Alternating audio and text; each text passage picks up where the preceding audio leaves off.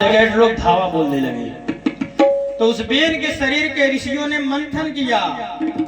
जब मंथन किया तो उसमें से एक शरीर निकला, काला कलूटा आदमी निकला, जिसको लोगों ने निषाद राज नाम दे दिया। वही निषाद राज नाम। कहे एक काला कलूटा आदमी है, ये राजा बनने के लायक नहीं है। फिर से मंथन किया गया। उसके बाद भगवान पृथु प्रकट हो गए। बोल पृथु भगवान की जय। पृथु भगवान अपने राज्य में खूब अच्छे तरीके से रहते थे, खूब यज्ञ करते थे। लेकिन पृथ्वी माता के अंदर जितना भी गेहूं बोया जाता था, अनाज बोया जाता था, पृथ्वी माता उसे लौटाती नहीं थी।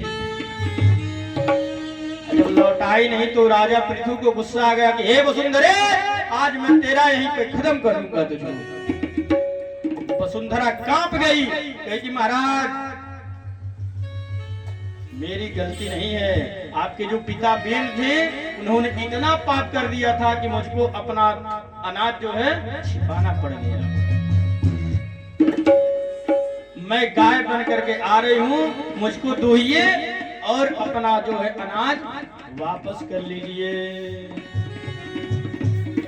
प्रेम से बोलिए वृंदावन बिहारी लाल की जय। पृथु जी महाराज विधिवत गाय का दूहन किए और अनाज की प्राप्ति करके राजा और प्रजा दोनों का भगवान ने रक्षा किया। बोल पृथु महाराज की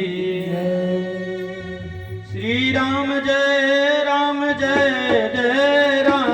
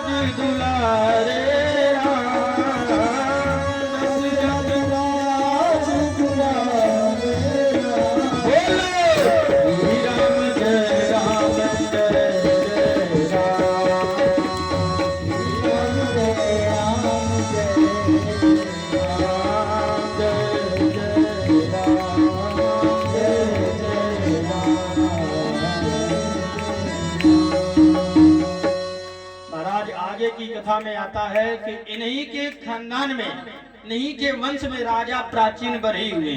कौन हुए? राजा प्राचीन बरही। प्राचीन बरही बहुत बड़ा तपस्वी थे महाराज, रोज यज्ञ करते थे। लेकिन उनसे गलती होता था क्या, कभी बकरे की बलि देते थे, कभी भैंसे की बलि देते थे। ध्यान दीजिएगा, कभी बकरे की बलि देते थे तो कभी भैंसे की बलि देते थे। पूरे देवता उनसे बहुत खुश थे, लेकिन यही एक छोटा सा को गलती करते थे। नारद जी तब तक आ गए राजा प्राचीन बरही के पास कि हे प्राचीन बरही, तो बहुत बड़ा गलती कर रहा है, थोड़ा सर ऊपर उठा करके देख लो क्या कह रहे हैं। ध्यान दीजिएगा, राजा प्राचीन बरही जब अपना सर ऊपर करके देख रहे हैं तो जितने जानवरों को बलि दिया गया था सब जानवर ऊपर से घूर घूर के देख रहे हैं। जितने लोग मांस खाते हैं, ध्यान दीजिएगा, वो लोग ऊपर जाएंगे। आप लोग जब ऊपर जाएंगे ना तो वो लोग भी हिसाब लेंगे आपका। राजा प्राचीन बरही जब ऊपर देखे तो भैंसा बकरा सब लोग ऐसे आंख खोल कर एकदम तेज देख रहे हैं कि यही है जो मुझको काटा है, ऊपर आओ मैं तुझको छोड़ूंगा नहीं। राजा प्राचीन बरही डर गए, कहे महाराज वेदों में तो लिखा है कि बिना बलिदान का कोई भी पूजा स्वीकार नहीं होता है, तो मैंने ऐसा कौन सा गलती कर दिया कि वो जानवर मुझको गुस्सा होकर के देख रहे हैं। नारद जी कहे देखिए अर्थ को अनर्थ बनाने वाले बहुत से लोग हैं। एक स्कूल में, ध्यान दीजिएगा, प्रेम से बोलिए राधे राधे। एक स्कूल में बहुत सारे विद्यार्थी पढ़ते थे, लेकिन उस स्कूल में नियम था कि कोई भी बच्चा बीड़ी नहीं पिएगा। ध्यान दीजिएगा, कोई भी बच्चा बीड़ी नहीं पिएगा। लेकिन एक बच्चा तो इतना खतरनाक था, उसको बिना बीड़ी पिए जो है भूख नहीं लगती थी। गुरुजी मना किए थे, लेकिन वो बच्चा मान नहीं रहा था। रोज बीड़ी जाकर के चुपके से पी करके फेंक देता था। एक दिन महाराज उनको पता चल गया गुरु को। गुरुजी ने उसको बुलाया और डांटा, का ए बेटा इधर आ, जब मैं बीड़ी पीना मना किया हूं तो क्यों बीड़ी पी रहा है स्कूल में? कहा गुरुजी मैं जब तक बीड़ी नहीं पीऊंगा तो जिंदा नहीं रहूंगा, मर जाऊंगा। कहे अच्छा, तो महाराज तू बीड़ी नहीं पिएगा तो मर जाएगा ना? तू बीड़ी नहीं पिएगा तो मर जाएगा ना? अच्छा चलो मैं तेरे लिए एक वरदान दे रहा हूं कि तू हर रविवार के दिन बीड़ी पिया कर और किसी दिन तुमको बीड़ी नहीं पिया। सो महाराज उस लड़के ने क्या किया, सोमवार, मंगलवार, बुधवार, बृहस्पतिवार, शुक्रवार, शनिवार तक बीड़ी नहीं पिया। लेकिन रविवार को बीड़ी लेकर के क्लास से बाहर निकल गया। सब बच्चों को दिखाने लगा, हे गुरुजी कहे हैं कि रविवार के दिन बीड़ी पीना चाहिए। जिस दिन बीड़ी नहीं पियोगे, जो लोग बीड़ी नहीं पियोगे उसको गुरुजी बहुत मार मारेंगे। तो सारे बच्चे बीड़ी लेकर के स्कूल में घूमने लगे। गुरुजी कहले हैं तो जरूर कोनो फायदा होई। सारे बच्चे जब बीड़ी पीने लगे, गुरुजी का माथा खराब हो गया। कहे मैंने तो इसकी आदत सुधारने के लिए बोला था कि अगर एक दिन पिएगा तो धीरे धीरे हमेशा के लिए छूट जाएगा। इसने तो सारे क्लास के बच्चों को बर्बाद कर दिया। तो अर्थ को अनर्थ बनाने वाले बहुत से लोग घूम रहे हैं महाराज। प्रेम से बोलिए राधे राधे। इस प्रकार प्राचीन बरही को नारद जी ने पुरंजनोपाख्यान के द्वारा बड़ी सुंदर उपदेश दिया।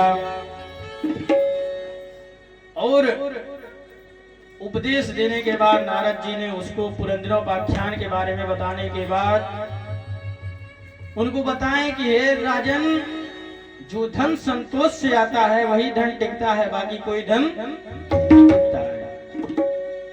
जो आवे संतोष धन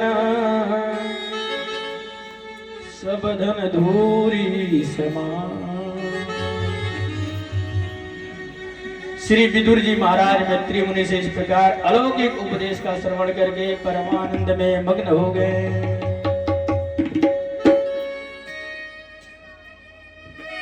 सुखदेव जी कहते हैं परीक्षित, अब आगे की कथा ध्यान से सुनो। ये रहा, आप लोगों ने 4 लोगों की कथा सुन लिया। किसका किसका? आकुति, देवहूति, प्रसूति और उत्तानपाद के वंश की कथा। अब हम आपको 5वां जो लड़का है जिसका नाम है प्रियव्रत, उसकी कथा सुनाने जा रहे हैं। अमंत्रमक्षरम नास्ति नास्ति मूलमनौषधम् अयोग्यः पुरुषो नास्ति योजतस्त्राय दुर्लभम्। प्रेम से बोलिए राधे राधे राधे राधे। तो राजा प्रियव्रत जो है बड़े पराक्रमी थे। उन्होंने कहा कि एक दिन होता है ठीक है, लेकिन ये रात क्यों होती है? रात होता है आदमी भर पेट भोजन करता है और सो जाता है खूब खराटे बजा करके। मैं चाह रहा हूं कि रात ना हो। रात होगा तो आदमी का 12 घंटा बर्बाद हो जाएगा। राजा प्रियव्रत ने आज रथ पर सवार हुए और पृथ्वी की परिक्रमा लगा 7 दिनों तक। ध्यान दीजिएगा, 7 दिनों तक महाराज दिन ही दिन रहा, रात नहीं हुआ।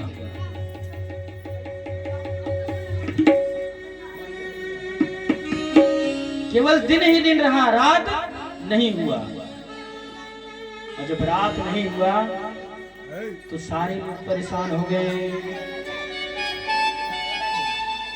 अरे परेशान हो गए, कहे महाराज ब्रह्मा जी आ गए प्रियव्रत के पास, कहे हे प्रियव्रत, क्या है उस रात के समय में जो योगी लोग होते हैं वो तपस्या करते हैं, सिद्धि प्राप्ति करते हैं, और जो गृहस्थ आदमी होते हैं वो भोजन करके सो जाते हैं। जैसे ध्यान दीजिएगा, एक घर में एक पतोही थी, पतो जानते हैं आप लोग ना, बहू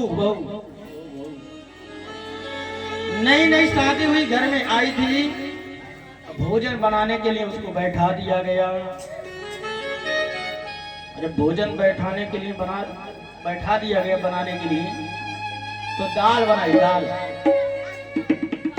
दाल में नमक डाली थी, कम हो गया नमक। जब नमक कम हो गया तो घर वाले पूरा हल्ला करने लगे, अरे इसको बनाने नहीं आता है, नमक कम डाल दिए महाराज। तो दूसरे दिन जब बहू बनाई भोजन, तो अब की बार इतनी सावधानी से बनाई कि नमक अब की बार तेज हो गया। तो नमक धीमा हुआ, तेज हुआ, तो इसका मतलब ये नहीं है कि ना नमक खराब चीज है। घर वाले हल्ला करने लगे, उठाओ नमक को फेंक दो, आज से हमारे घर में नमक नहीं रहेगा, न नमक रहेगा न कम बेसी होगा। तो उसी तरह से एक दिन और रात है प्रियव्रत। जैसे रात को योगी पुरुष जो होते हैं तपस्या करते हैं, सिद्धियां प्राप्त करते हैं, इसलिए रात बनाया गया है। तो गृहस्थ वाले सोते हैं महाराज, आराम करते हैं, क्योंकि दिन भर उनको काम करना रहता है। इस प्रकार प्रियव्रत के बारे में बताया गया। इन्हीं प्रियव्रत जी के महाराज के वंश में राजा भरत हुए। बोल भरत महाराज की। हमारे भारतवर्ष में 3 भरत हुए, एक दुष्यंत नंदन भरत और एक ये भरत, और राम जी के जो भाई थे वो भरत। लेकिन जितने भरत हुए किसी ने छोटा काम नहीं किया, बहुत बड़ा बड़ा काम किए महाराज। धन्य है वो भारत माँ जहाँ पे जितने भरत पैदा हुए सब लोगों ने बहुत ही अच्छा अच्छा काम किया। बोल भारत माता की जय। जहाँ डाल डाल पर सोने की चिड़िया करती है बसेरा, वो भारत देश है मेरा, वो भारत देश है मेरा। जहाँ डाल डाल पर सोने की चिड़िया करती है बसेरा, भारत देश है मेरा, भारत देश है मेरा। जहाँ सत्य अहिंसा और धर्म का पग पग लागे डेरा, वो भारत देश है मेरा, देश है मेरा। वो भारत अहिंसा और धर्म का पग पग पड़ता फेरा, भारत देश, भारत देश।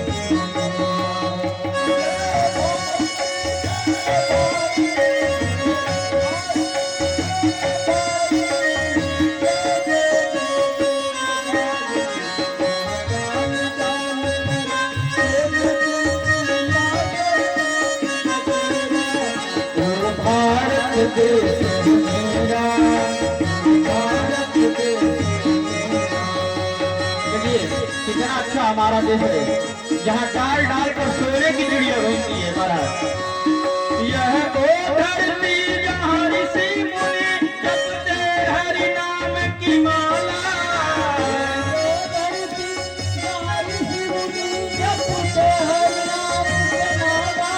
हरिओ हरिओ हरिओ हरिओ। धरती जहाँ ऋषि मुनि जपते हरि नाम की माला, है वो जपते हरि नाम की माला। हर एक बालक मोहन है और हर एक राधा, हर एक बालक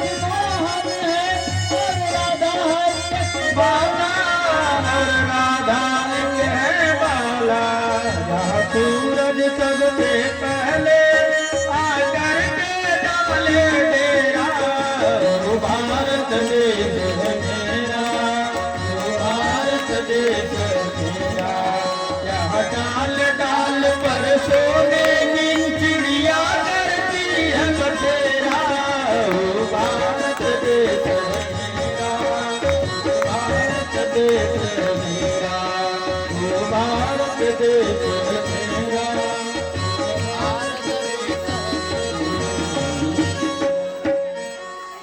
बोल भारत माता की जय। जितने लोग भी हिंदू राष्ट्र चाहेंगे बोलेंगे हिंदू राष्ट्र की जय।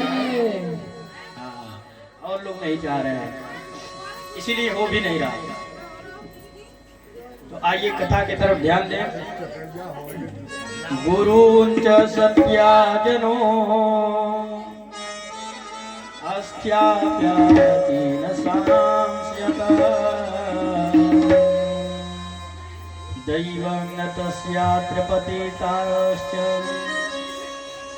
स्यान में चांस में।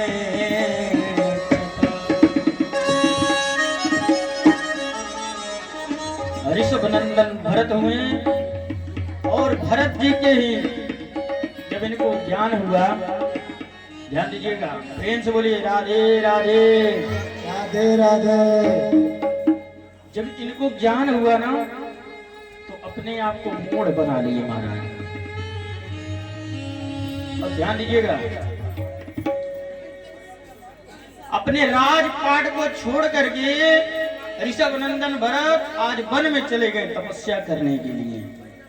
जब तपस्या करने के लिए गए तो नदी के किनारे बैठ करके तपस्या कर रहे हैं। तो एक मृगा होता है, मृगा जानते हैं आप लोग, गर्भावस्था में था। और गर्भावस्था में छलांग मारा, बच्चा पेट से गिर गया।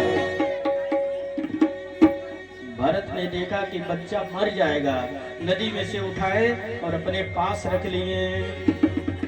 खूब सेवा की महाराज, उसका दूध पिलाए, उसको बड़ा किए। लेकिन एक मृगा के संगते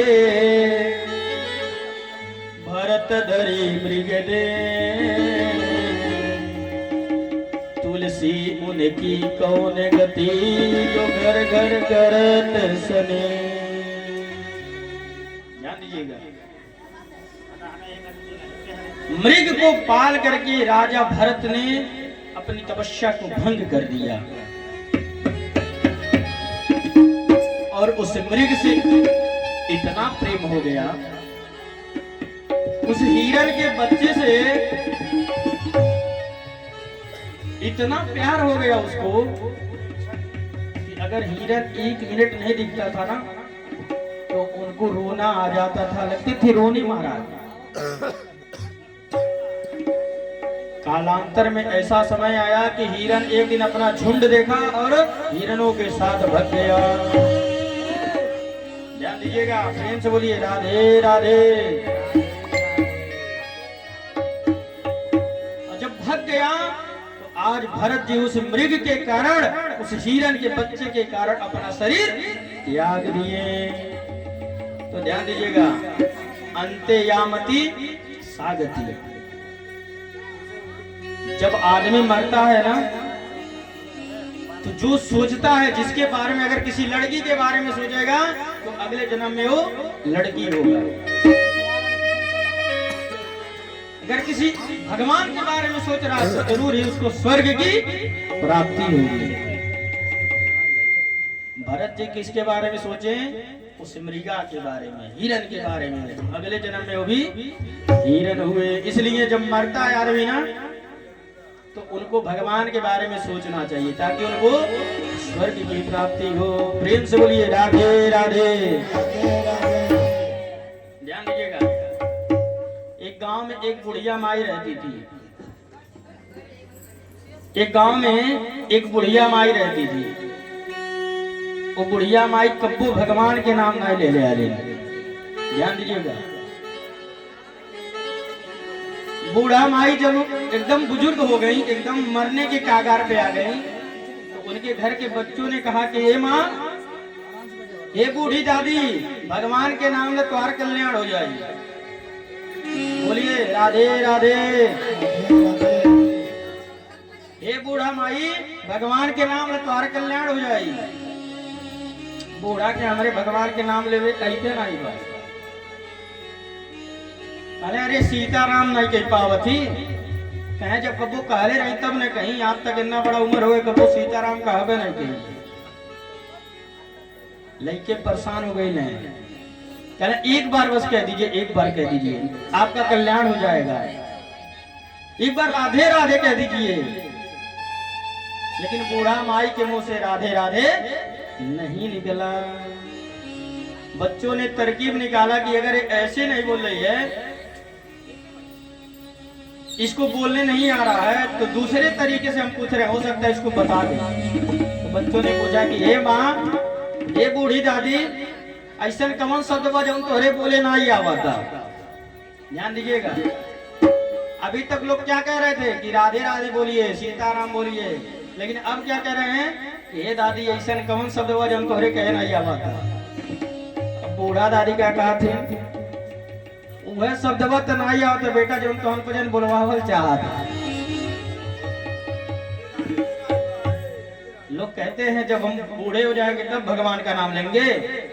जब जवानी में भगवान का नाम नहीं लिए रहेंगे तो बुढ़ापे में कभी भी भगवान का नाम नहीं निकलेगा, जैसे बूढ़ा माई को नहीं निकला। क्या कहीं बूढ़ी दादी, ये लड़के जवन तोहर के नौवा लिवावल चाहता, वह नमो हमरे ना ही आवा था। प्रेम से बोलिए राधे राधे राधे राधे। तो एक मृगा के संगते भरत धरी मृग दे, तुलसी उनकी कौन गति, जो घर घर करत ध्यान दीजिएगा, बड़ी मूल जानकारी है। भरत जी केवल एक मृगा के बारे में सोचें तो अगले जन्म में वो भी मृग हो गए। और हम लोग तो जब मरते हैं, जो जहां पे जाता है वहां पे प्रेम कर बैठता है, उनकी क्या स्थिति होती होगी। प्रेम से बोलिए राधे राधे राधे राधे। हिरण का जन्म हुआ भरत जी का, और जब जन्म हुआ तो एक दिन एक बाघ आया और उन भरत जी को जो हिरण बने हुए थे उनको खा गया, और पुनः उनका जन्म एक पंडित जी के घर पे हो गया। पंडित जी के 4 लड़के, जिनमें एक जड़ भरत जी सबसे छोटे थे। अपने आप को बचपन में ही पागल साबित कर दिए कि मैं न संसार के काबिल रहूंगा, न संसार मुझको इस्तेमाल करेगा। जब पागल साबित कर दिए तो पिता ने इनका नाम रख दिया जड़ भरत। बोलिए जड़ भरत जी महाराज की। जब तक माता पिता जिंदा रहे तब तक तो घर पे रहे, लेकिन जैसे भौजाई लोगों का चलावा चला, सो महाराज जड़ भरत जी को खेत में डाल दिया गया। एक दिन की बात है, उस क्षेत्र में एक डाकू रहता था। उसने कहा कि हे दुर्गा जी, हे काली मैया, अगर हमको बच्चे की प्राप्ति हो गई, मुझको संतान हो गया, तो मैं आपको एक नर बलि दूंगा। नर बलि क्या दूंगा? नर बलि। दुर्गा मैया ने उसकी सुन ली, डाकुओं को भेजा कि जा एक बढ़िया आदमी खोज करके ला, आज मैं उसका बलि दूंगा। तो गए तो कहीं पे कोई आदमी नहीं पाए, यही जड़ भरत जी मिल गए।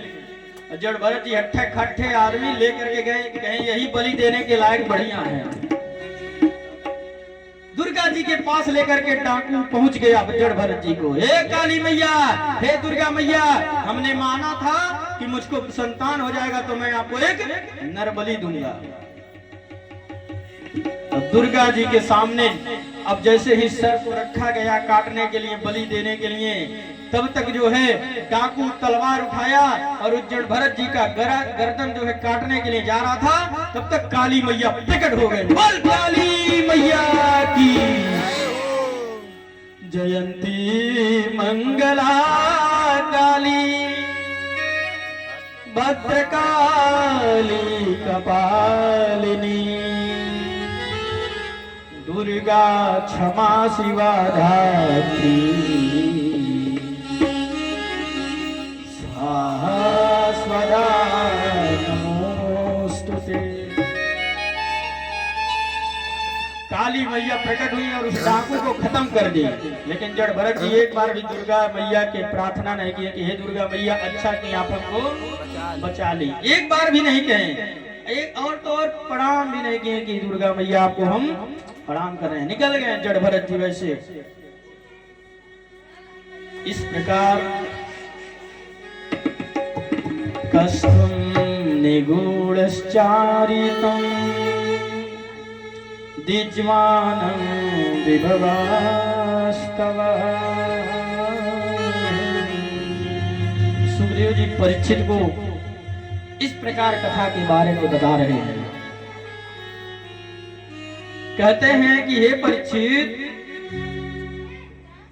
इस लोक के ऊपर है भू भुवः मह जंतप और नीचे अतल वितल सुतल रसातल महातल पाताल आदि 7 लोग पृथ्वी से नीचे हैं, इसके विपरीत ऊपर पृथ्वी है।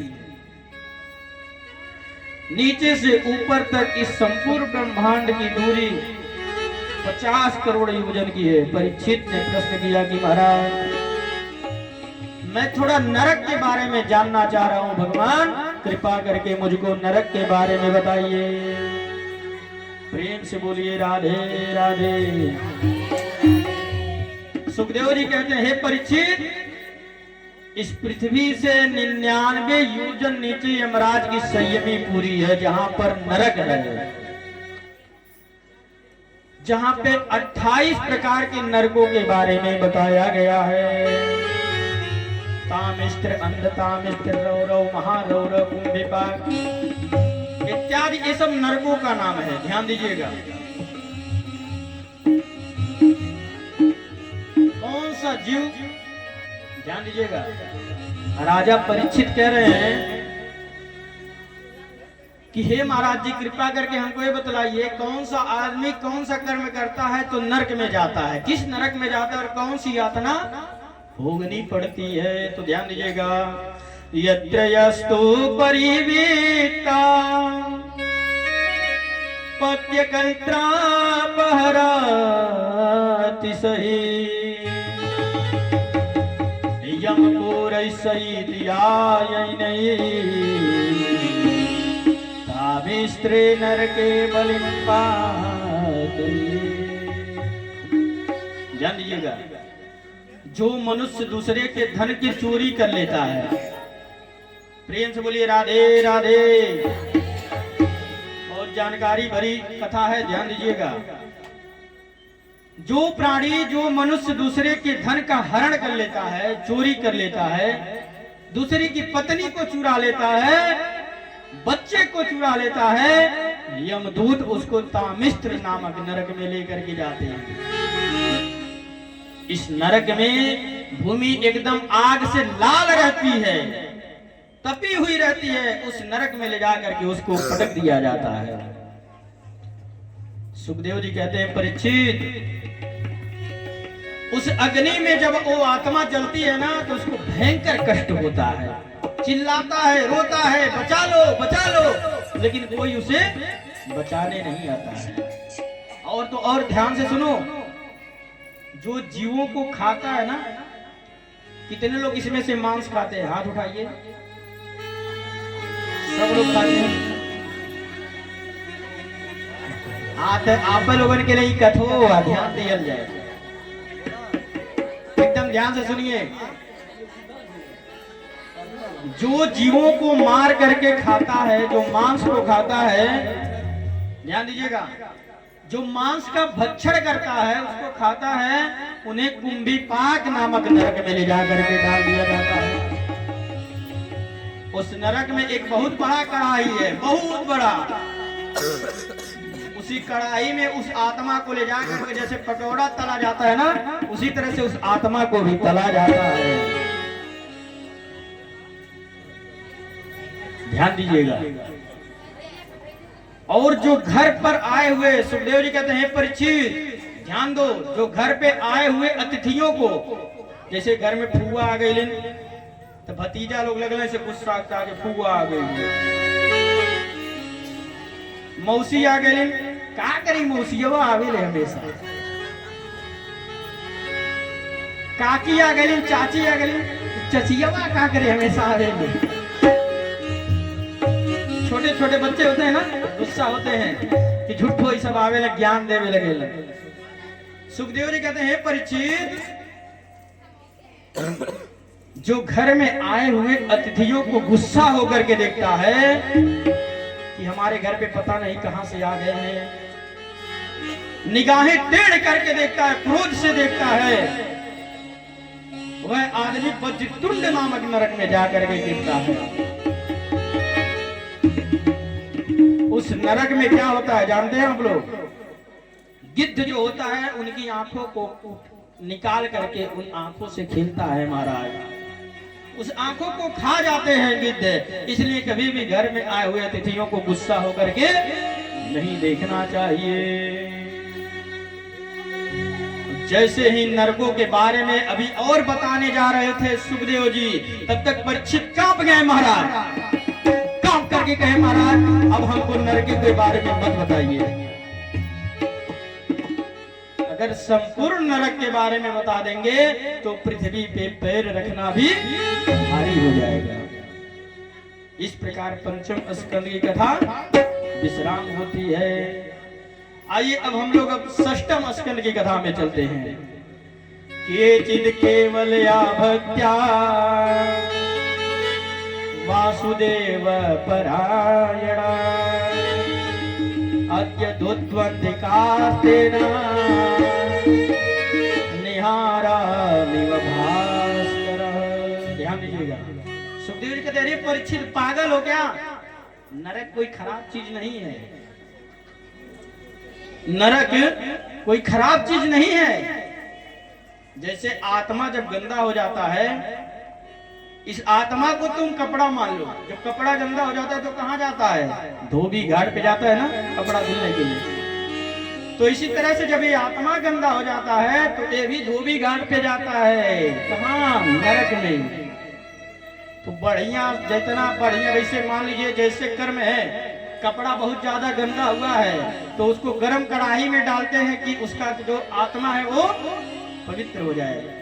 बढ़िया साबुन से, बढ़िया सरफ से उसको धुला जाता है नीचे ना, उसी तरह से ऊपर भी वो सब क्या है? सरफ और साबुन है।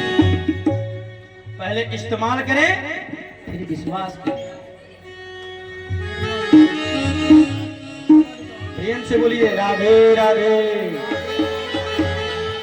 तो इस प्रकार सुखदेव जी कहते परीक्षित नरक कोई खराब जगह नहीं है। जैसे नए पुराना कपड़ा धोबी घाट पे धुल करके आता है, उसी तरह से आत्मा को बढ़िया से साफ करके फिर से दूसरे शरीर में डाल दिया जाता है। लेकिन इस चीज से अगर बचना है तो उससे पहले यहीं पर साबुन लेकर के चलो, ताकि तुमको नरक में जाने की आवश्यकता ना पड़े।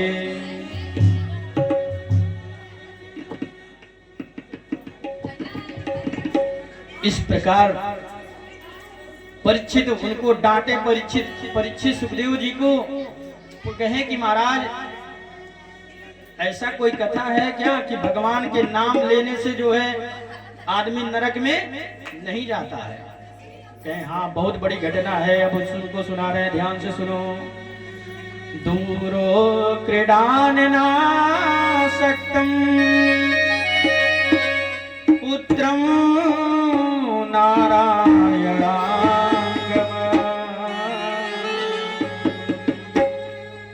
पलावितेन सरोचै रारूहेन्ना किले।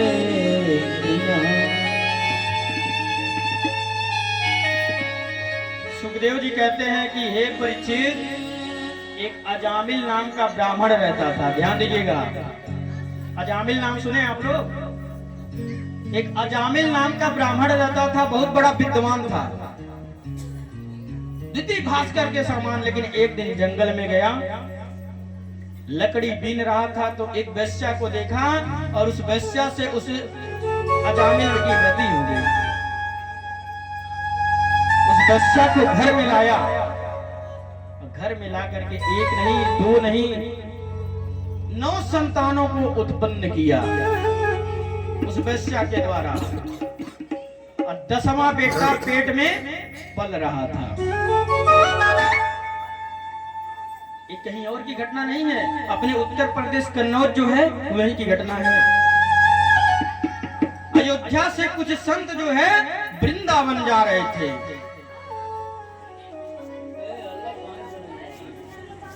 ब्रह्मचारी जी महाराज अपने संतों को, अपने शिष्यों को लेकर के वृंदावन की तरफ जा रहे थे, लेकिन रास्ते में ही एक कन्नौज पड़ गया जहां पे अजामिल का गांव था। कहे महाराज, शिष्यों ने कहा गुरुजी अंधेरा बहुत ज्यादा हो गया है, आज इसी गांव में रहा जाएगा। गुरुजी ने कहा जाओ देखो किसी भक्त का घर है क्या कि हमको आटा दे दे, चावल दे दे, आलू दे दे ताकि हम लोग बना करके खा सकें। तो कहे महाराज एक गांव में बड़ा दुष्ट आदमी था, बाबा लोगों को देख करके जलता था। बाबा लोग गए पूछे महाराज ये गांव में कौन ऐसा भगत बाटे जो साधु संत के सेवा करे ले? बसु कहा कि सबसे बड़ा भगत है अजामिल, बहुत बड़ा डाकू हो गया था ना। लेकिन उस आदमी ने क्या कहा कि अजामिल भक्त का घर वहीं पर है, वहीं पर जाओ, बहुत बड़ा सेवा करते हैं अजामिल। पहुंचा दिया महाराज। जैसे ही दरवाजा को खोला संतों ने,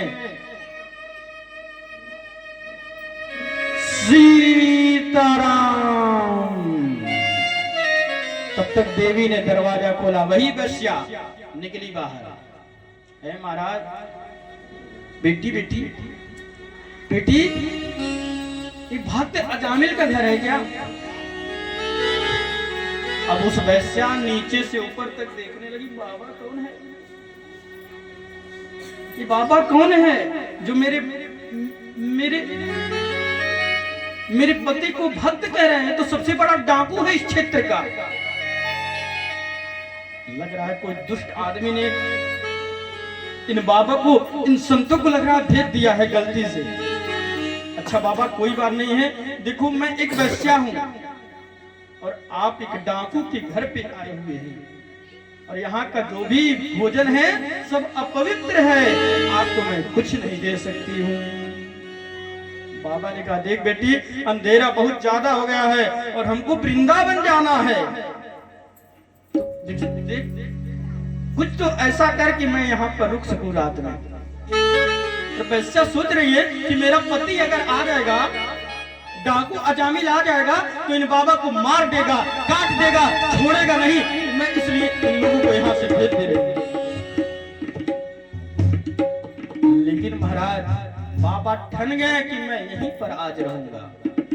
वैश्य ने कहा देखिए बाबा मैं कुछ कर नहीं सकती, लेकिन हाँ मेरी माँ जो थी वो कहती थी कि कच्चा भोजन जब पकता है तभी पवित्र होता है किसी के घर में, उसके पहले सब पवित्र रहता है। जैसे दाल हुआ, चावल हुआ, गेहूं हुआ, सूखा भोजन जो होता है, सूखा अनाज, ये सब पवित्र होता है।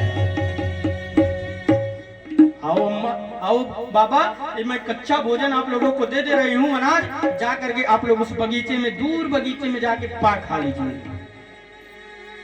ब्रह्मचारी बाबा कहे हे सुखी राम चेला, जो एक सामान दे रही है लेकर के तू आ बगीचे में। अब बगीचा में जा करके खूब महाराज लिट्टी चोखा बनना प्रारंभ हो गया। अजामिल गया था डाका मारने, डाका मार के 2 बजे रात को घर आया। सारे शिष्य कहे गुरुजी जल्दी से लिट्टी चोखा खा लीजिए और सो जाइए, नहीं तो डाकू आएगा हम लोगों को बहुत मारेगा। ठीक है तुम लोग बनाओ तो सही। बनना चालू हुआ और थाली में भोग परोस दिया गया। जब परोस दिया गया तो वही जयकारा लगना चालू हो गया, अयोध्या धाम की, वृंदावन धाम की, गोपाल की, श्याम की, तमाम जयकारा लगना चालू हुआ। तब तक अजामिल जो है टाका मार के आ गया।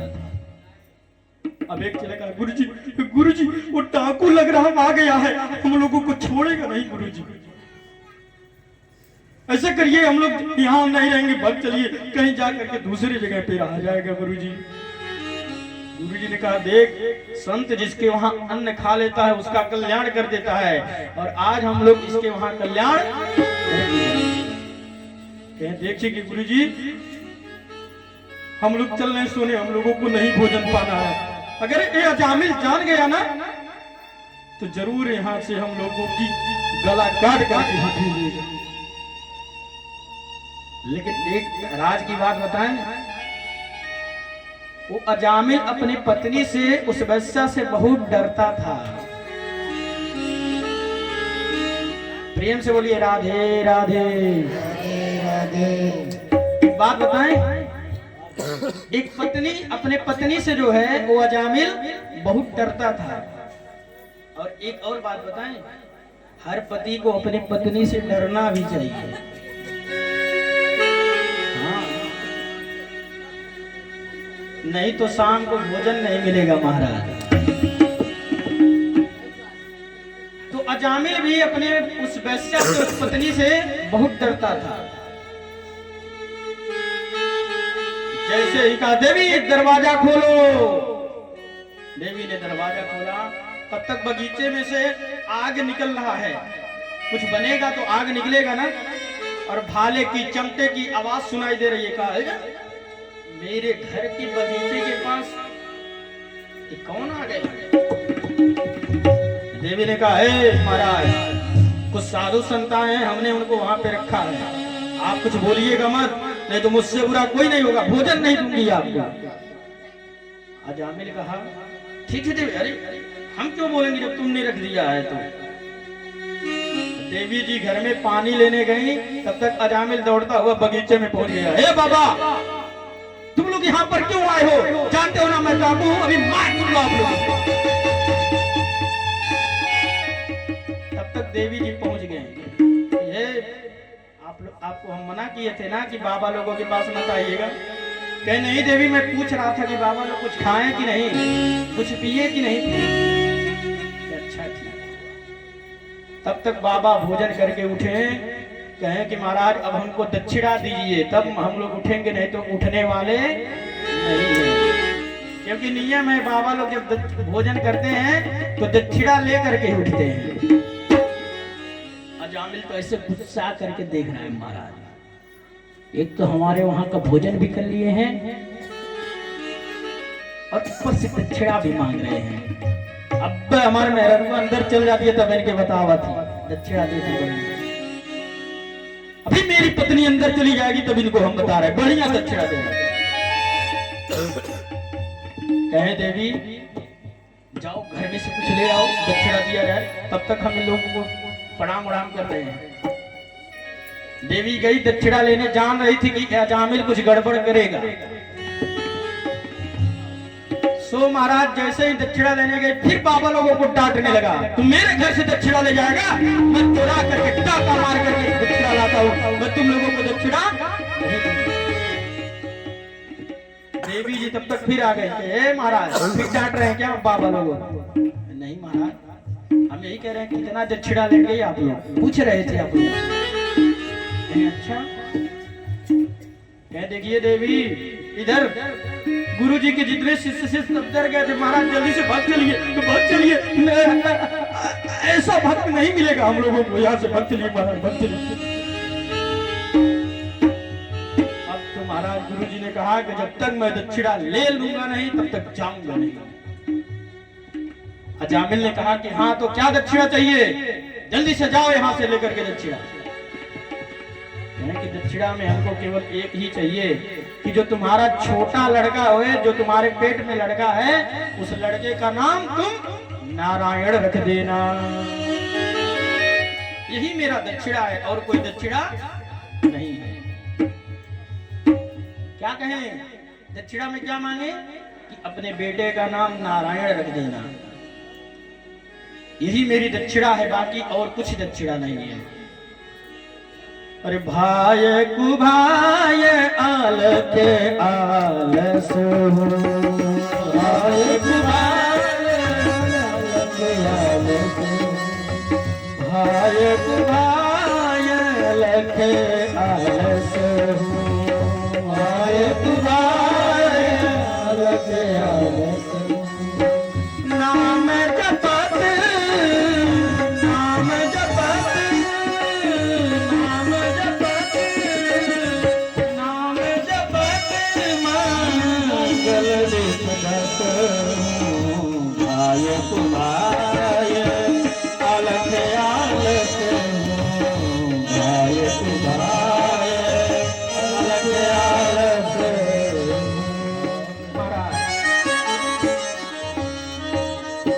संत ने क्या दक्षिणा मांगा कि हमको अपने बेटे का नाम नारायण रख दे, बस मुझको यही दक्षिणा चाहिए और कुछ दक्षिणा नहीं चाहिए।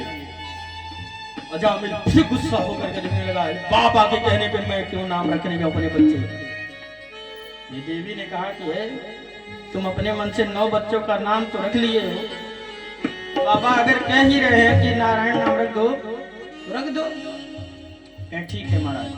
बाबा लोग पहुंच गए वृंदावन धाम। कालांतर में उस अजामिल के पत्नी के द्वारा 10वें बच्चे की उत्पत्ति हो गई, जिसका नाम नारायण रख दिया गया।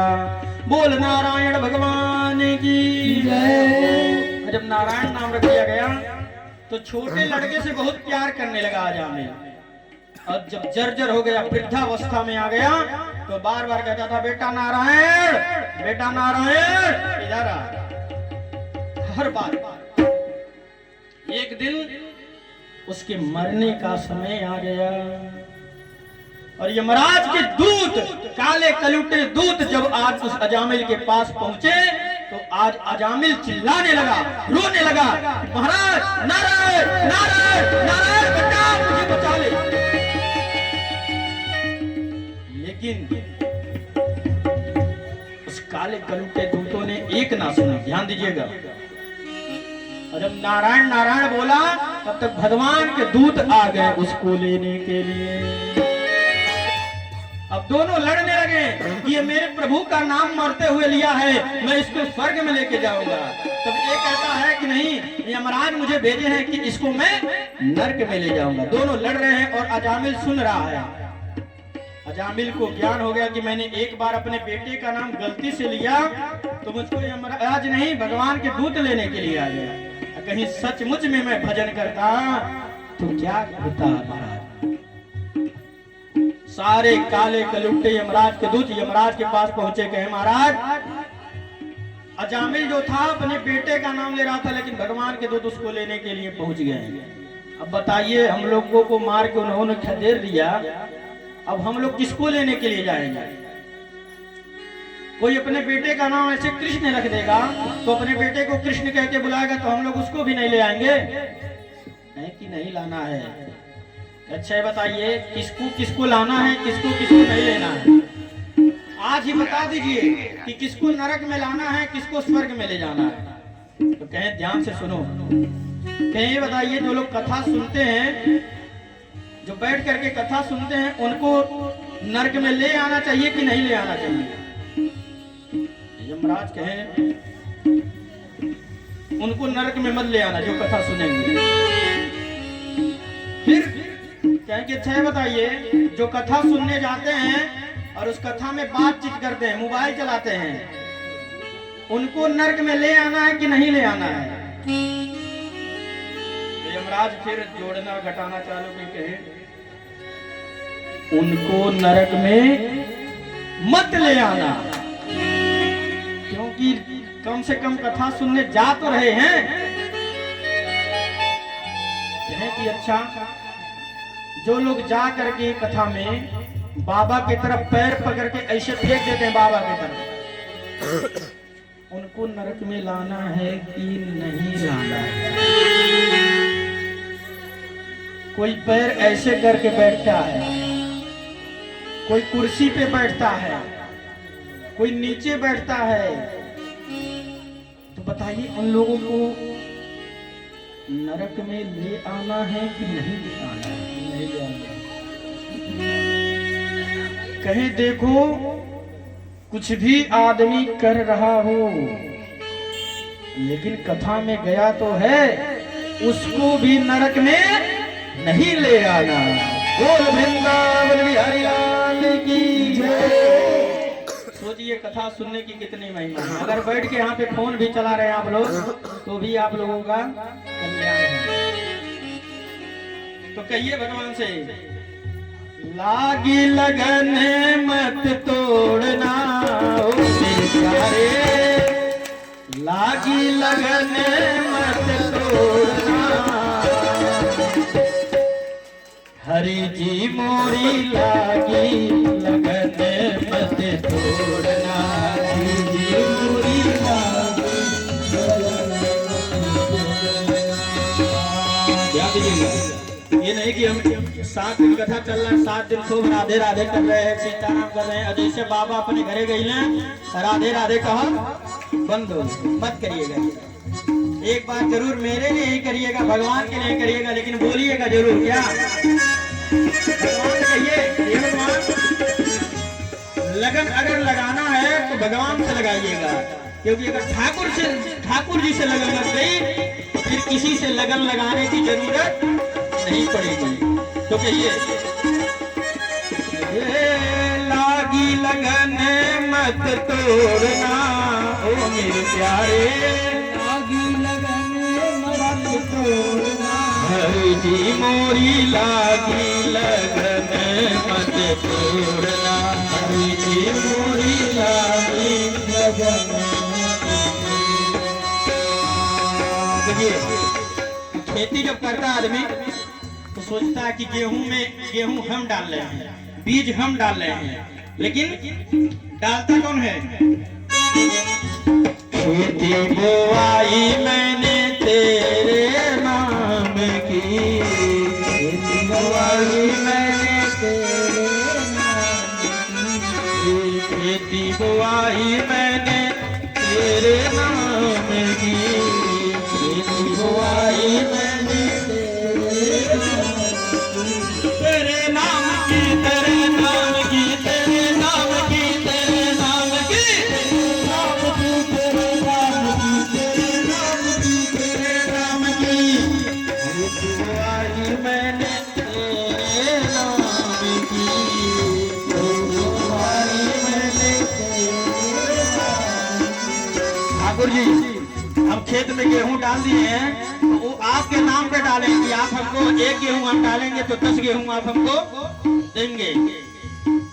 ओ मेरे भरोसे मत छोड़ना ओ मेरे प्यारे, मेरे भरोसे मत छोड़ना, हरि जी मोरी लागी लगन मत छोड़ना, हरि जी मोरी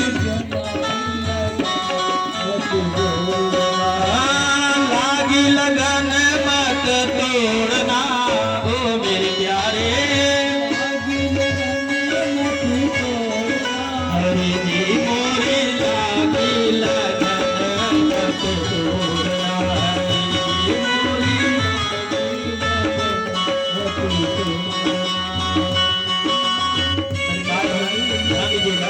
बता दे आप लोगों को। सबसे बड़ी दुख की बात बता दे क्या है? जिस दिन आप भगवान का नाम नहीं ले रहे ना, वो सबसे बड़े दुख की बात है।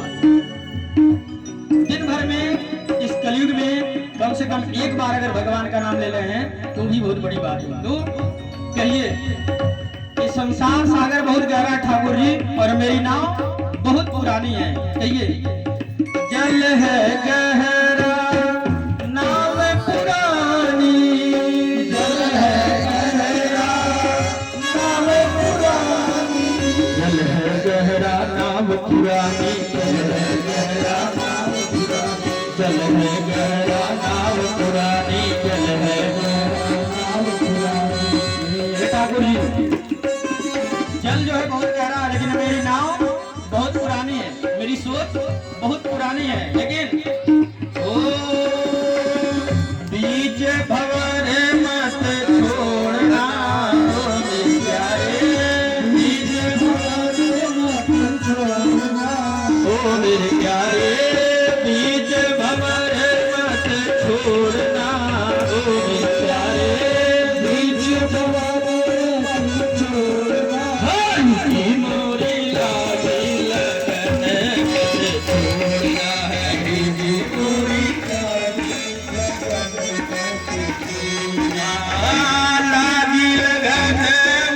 तोड़ना ओ मेरे प्यारे,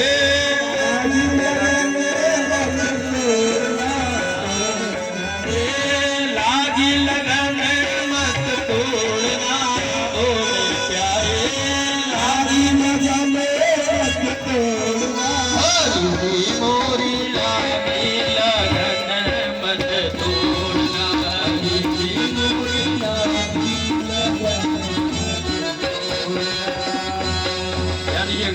भगवान जिस दिन आप लोगों को याद ना करे ना और लगन छूट जाए अगर भगवान से, देखिए ठाकुर जी कौन है आपके? सेठ है ठाकुर जी। ठाकुर जी आपके सेठ हैं और हम लोग कौन है उनके? साहूकार हैं। तो कहिए ठाकुर से, तुम ही मेरे सेठ हो, तुम ही साहूकार हो, तुम ही मेरे सेठ हो, तुम मेरे सेठ हो, तुम ही साहूकार हो, तुम मेरे सेठ हो, तुम ही मेरे सेठ हो, तुम ही साहूकार हो, तुम मेरे सेठ हो, तुम ही मेरे सेठ हो, तुम ही साहूकार हो,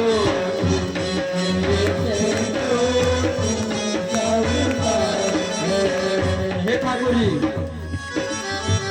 ब्याज पे ब्याज मत जोड़ना ओ मेरे प्यारे, ब्याज पे ब्याज मत जोड़ना, हरि जी मोरी लागी लगन मत जोड़ना, हरि जी मोरी लागी लगन मत जोड़ना, लागी लगन मत तोड़ना ओ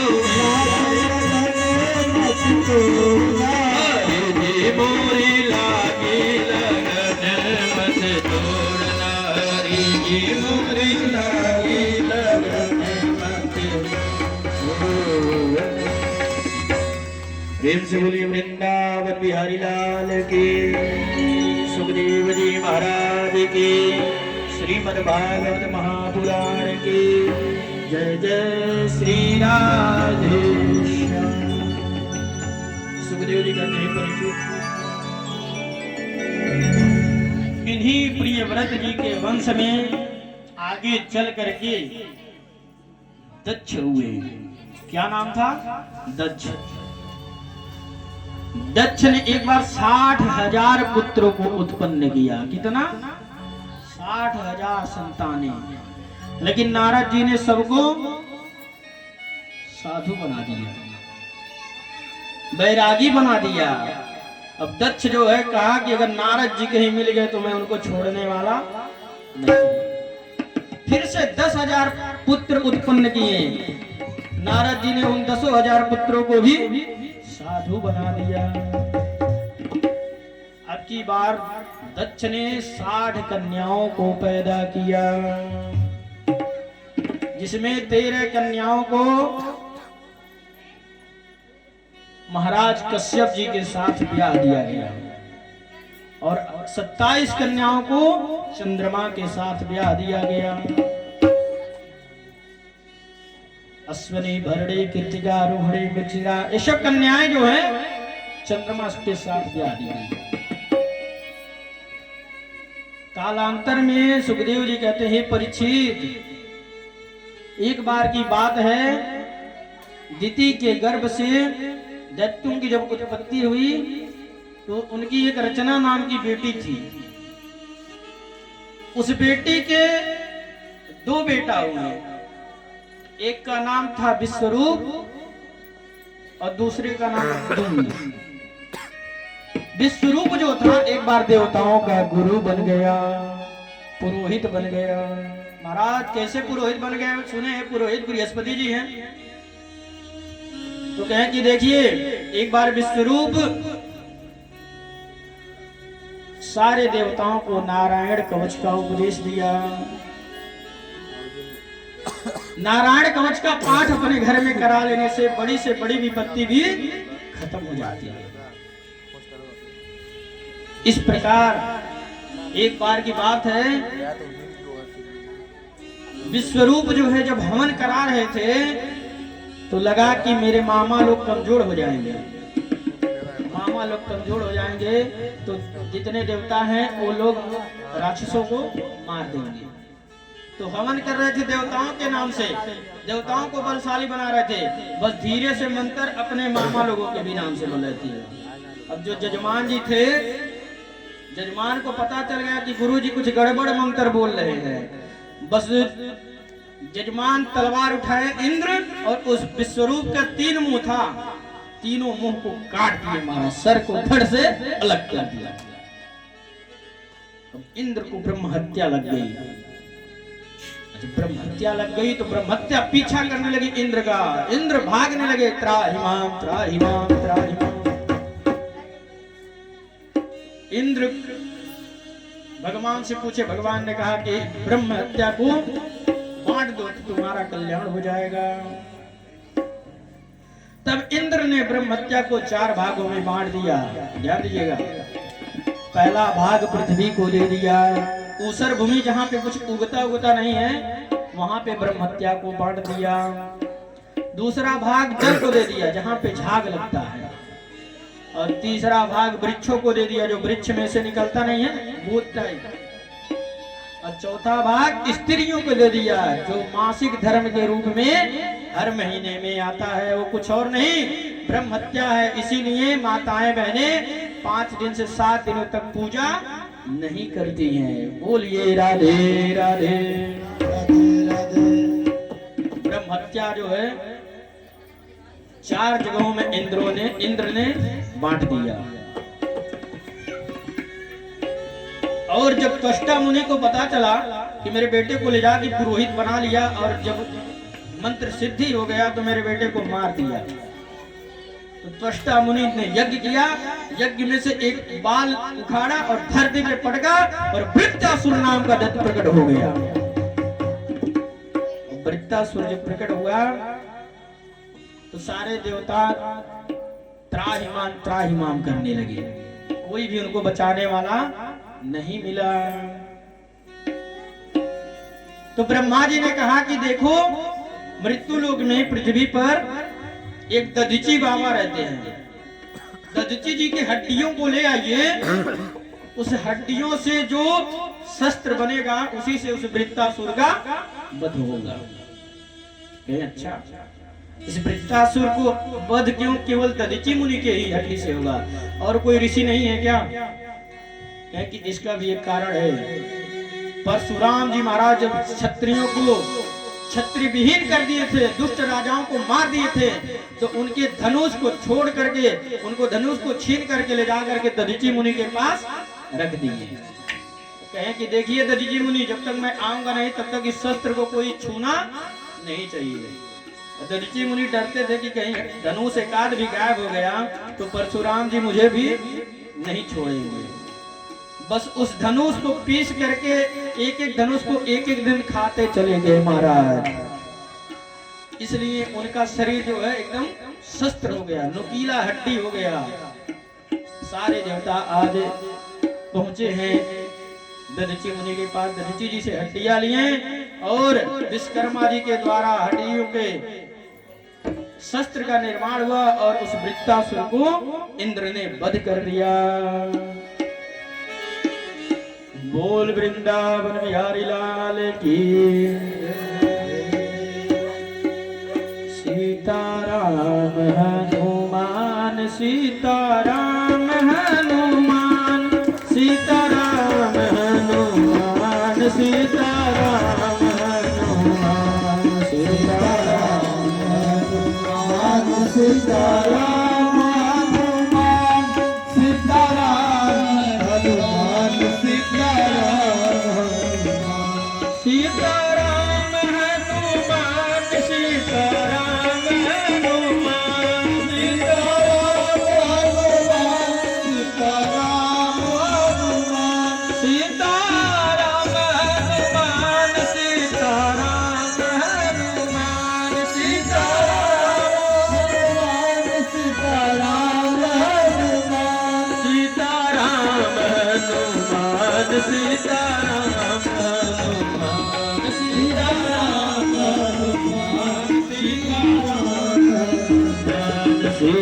राम हनुमान सीताराम हनुमान सीताराम हनुमान सीताराम हनुमान सीताराम हनुमान सीताराम हनुमान सीताराम हनुमान सीताराम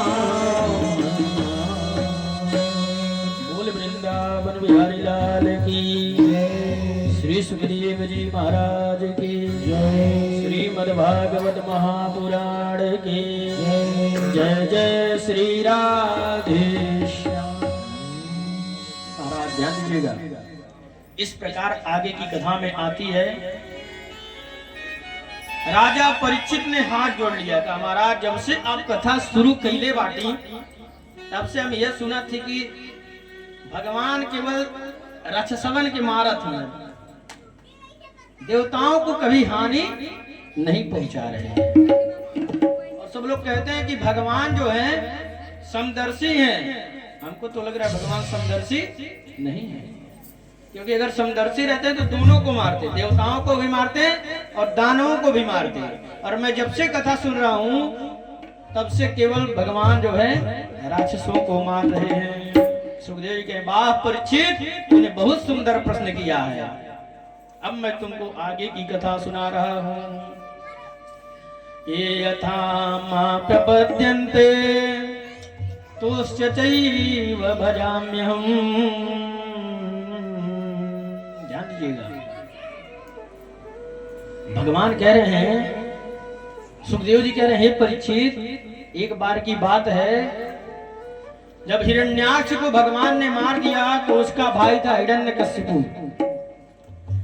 हिरण्यकश्यप ने कहा कि मेरे भाई को जिसने मारा है मुझे उसको छोड़ने वाला नहीं हूं। चला गया तपस्या करने, घनघोर तपस्या किया और ब्रह्मा जी से वरदान मांग लिया। क्या वरदान मांग रहा है? एक ही बाण प्राण हर लीना, दीन जानते निज पद दीना। एक ही बाण प्राण हर लीना, दीन जान निज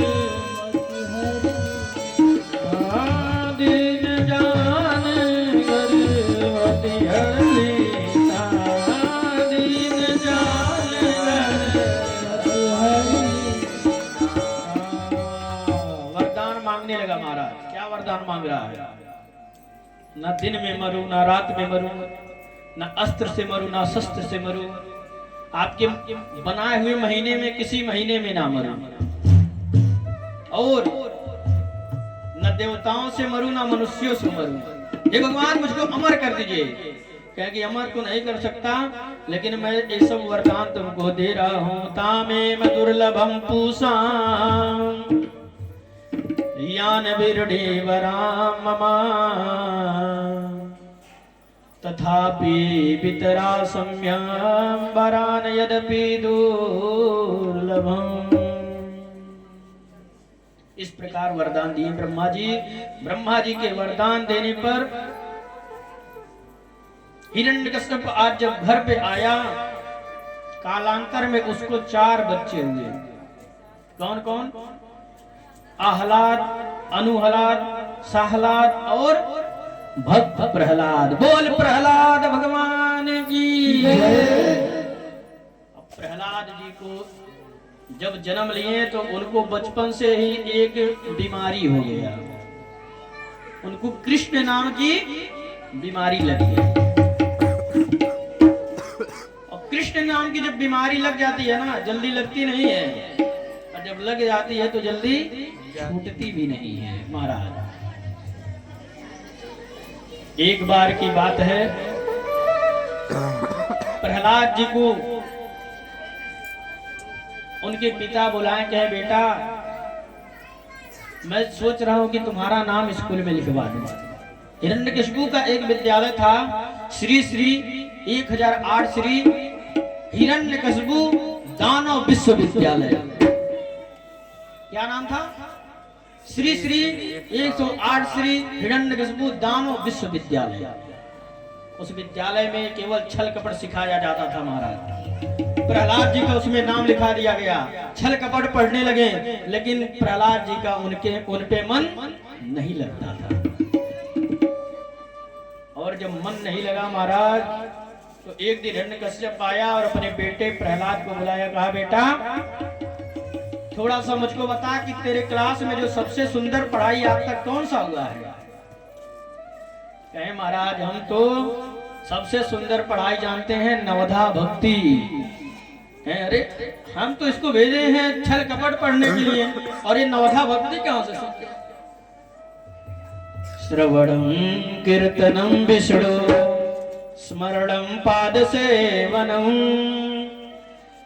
अर्चनम वंदनम दास्यम सख्यमात्य निमेतयम्। नवधा भक्ति के बारे में बताए।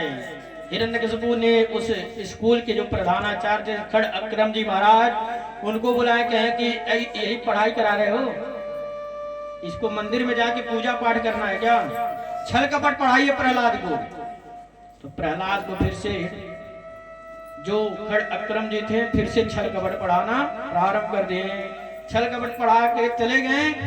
गुरुजी कहीं गए तो जो क्लास में सबसे तेज लड़का होता है उसका नाम क्या होता है, उसको मॉनिटर बना दिया जाता है।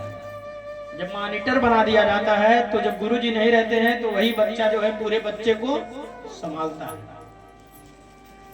तो आज जो है प्रहलाद जी उन बच्चों को पढ़ाना चालू कर दिए।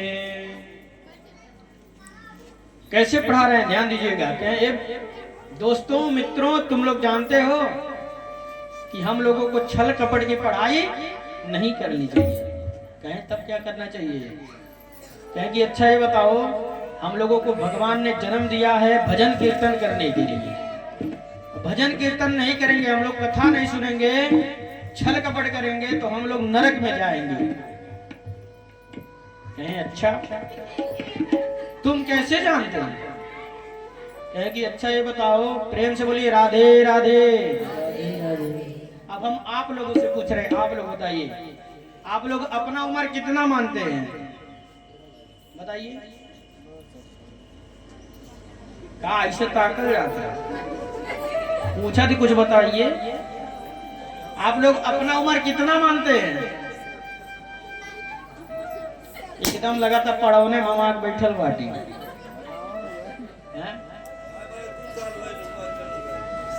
चलिए हम मान ले रहे हैं कि आप लोग अपना उम्र जो है 100 साल मान रहे हैं कि हम 100 साल जिंदा रहेंगे। तो 100 साल में 50 साल तो हम लोग सोने में गुजार दिए। अगर रात में सोते हैं हम लोग ना, तो कितना हो गया, 50 साल हम लोग सोने में गुजार दिए। इसका मतलब 50 साल आप लोग सोते सोते बिता दिए। जिनका 100 साल उम्र है उनकी बात हो रही है। अब बचा कितना, 50 वर्ष।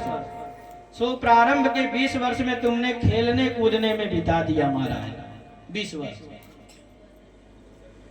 अब जो है खेल कूद मौज मस्ती में तुमने गंवा दिया। अब बचे कितना, 30 साल।